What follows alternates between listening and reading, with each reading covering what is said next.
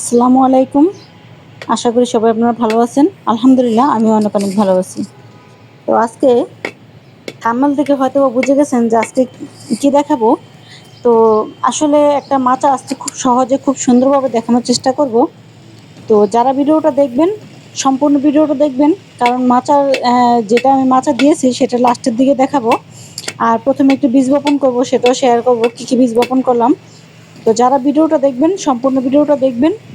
আর দেখে যদি আপুর ভিডিওটা ভালো লাগে তাহলে সবাই লাইক কমেন্ট শেয়ার করে দিবেন। আমার নতুন বন্ধু যারা আছেন চ্যানেলটা সাবস্ক্রাইব করে দিবেন। যারা করছেন তাদেরকে অসংখ্য ধন্যবাদ। তো চলুন প্রথমে আগে বীজগুলি একটু বপন করে নেই। তো আজকে যেটা বপন করব সেটা হচ্ছে কলমি শাক আর হচ্ছে আপনার কিছু বেগুনের বীজ। কারণ বেগুন গাছ আমার বাগানে যেগুলি আছে সেগুলি তেমন একটা অবস্থা ভালো না। ভালো না বলতে বেগুনের সাইজ তেমন একটা ভালো না। আমার ভিডিওর মধ্যে তো আপনারা দেখছেন। তো সেজন্য আমি আগে গাছগুলি উঠাই নেই, গাছগুলি আমার আছে। তো আগে আমার ঘরের যে আমার নিজের বীজ করা ছিল বাগান থেকে, সেই বীজের চারা ফেলবো আজকে। যদি সেখান থেকে চারা সুন্দরভাবে উঠে বড় হয়, তারপর আমি সেই বেগুন গাছগুলো উঠিয়ে নতুন চারাগুলি লাগিয়ে দেবো। আর কলমি শাকের বীজটা আজকে বপন করব। সবসময় তো কলমি শাক একরকমভাবে বীজ বপন করি, আজকে একটু অন্যভাবে বপন করব। আর বীজগুলো এত সুন্দর করে ফুলছে, দেখলে মনে হয় যে এটা আপনার একটা ডাল হচ্ছে, যে কী ডাল বলে এটাকে, খেসারির ডালের মতো। তো খেসারির ডালের মতো ফুলে একবারে বিচিগুলো খেসারির ডালের মতো হয়ে গেছে। তা আসলে তো এগুলো খেসারির ডাল না, এগুলো হচ্ছে কলমি শাকের বিচি। তো দেখতে পারছেন যে আমি কিন্তু কয়েকটা এখানে প্রায় 5টার মতো গর্ত করে নিচ্ছি ছোটো ছোটো। কারণ সবসময় আমরা কলমি শাক লাগাই একটু ছড়িয়ে লাগাই, অনেকেই এইভাবে লাগান। তা আমি কখনো এইভাবে লাগাই নেই। এভাবে লাগাইলে অবশ্য গাছগুলো যখন উঠে তখন দেখতে অনেক সুন্দর লাগে, আর তুলতেও তেমন একটা কষ্ট হয় না। আপনি একবারে ধরে কিন্তু সুন্দর করে কেটে নিতে পারবেন, বা এইভাবে হাত দিয়েও কিন্তু উঠাতে পারবেন। তো প্রতিবার তো ছড়িয়ে ছিটিয়ে লাগাই। তো এবার চিন্তা করলাম যে একটু অন্যভাবে লাগাই। আর বাগান সবুজ রাখার জন্য আমাদের কিন্তু ভাই কলমি শাক, তারপর পুঁই শাক, তারপর হচ্ছে আপনার ডাঁটার শাক, এ ধরনের শাকগুলো কিন্তু আমাদের এই গরমের সিজনে খুব ভূমিকা রাখে। কারণ আপনার বাগানটা সবুজ এবং সুন্দর রাখার জন্য এই শাকগুলি কিন্তু খুবই একটা গুরুত্বপূর্ণ। শরীরের যেমন ভিটামিনের জন্য গুরুত্বপূর্ণ, বাগানের জন্য গুরুত্বপূর্ণ।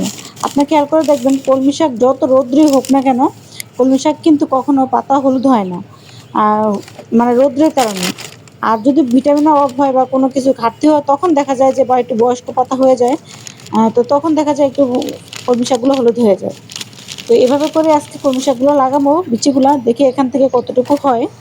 আর মাটি তো দেখতে পারলেন কতটুকু ঝুরঝুরে আছে। আপনারা চাইলে এর চাইতে অল্প মাটিতেও কলমি শাক লাগাতে পারেন। আমার এখানে কিন্তু অনেক পরিমাণে মাটি, এখানে লতানো গাছ দিলে প্রায় 2-3টা গাছ দেওয়া যাবে। তো তারপর আমি এবার এই বেডের মধ্যে কলমি শাক দিলাম। দেখি এখানে কলমি শাকটা যেহেতু মাটি বেশি, আশা করি ফলনটাও আর একটু ভালো হবে।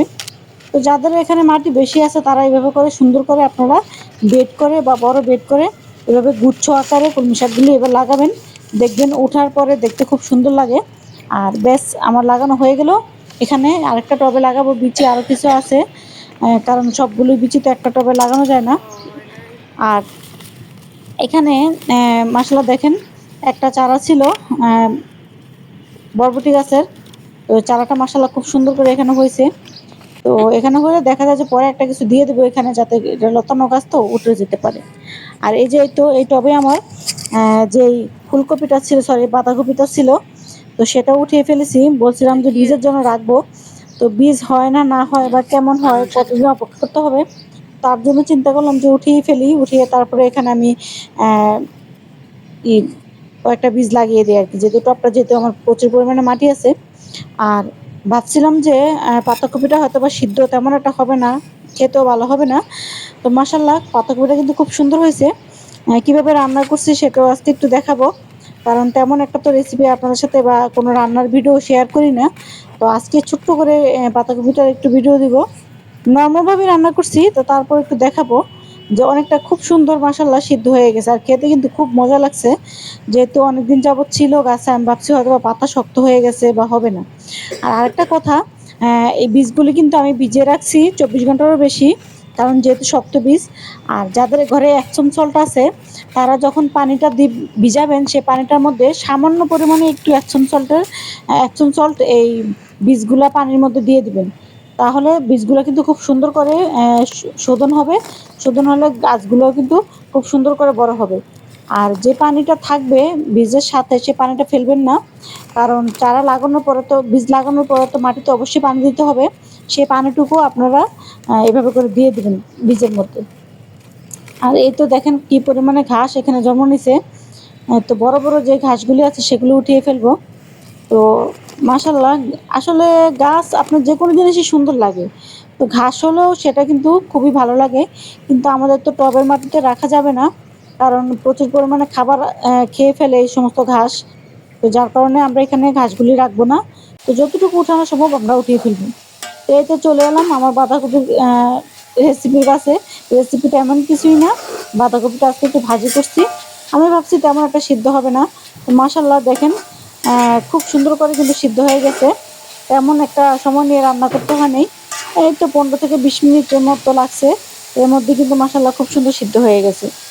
আসলে নিজের বাগানের জিনিস আপনার যদি একটু বাতিও হয়ে যায় বা একটু শক্ত হয়ে যায়, তাহলে দেখবেন খুব সুন্দর করে কিন্তু রান্না করলে গলে যায়, সেটা শক্ত থাকে না। এই তো রান্নার পরে দেখেন মাশাল্লাহ হয়েছে অনেকটুকু।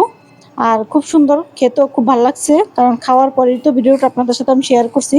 তো দেখেন মার্চ, প্রায় এপ্রিল মাস চলে আসছে, তারপরেও দেখেন শীতের সবজি এখনো বাগান থেকে কিন্তু একটু একটু পাওয়া যায়।